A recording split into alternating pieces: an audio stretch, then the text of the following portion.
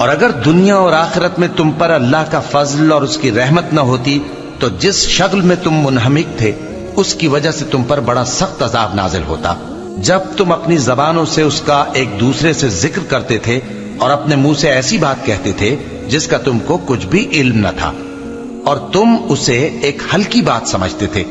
حالانکہ اللہ کے نزدیک وہ بڑی بھاری بات تھی۔ اور جب تم نے اسے سنا تھا تو کیوں نہ کہہ دیا کہ ہمیں شایع نہیں کہ ایسی بات زبان پر لائیں۔ پروردگار تو پاک ہے، یہ تو بہت بڑا بہتان ہے۔ اللہ تمہیں نصیحت کرتا ہے کہ اگر مومن ہو تو پھر کبھی ایسا کام نہ کرنا،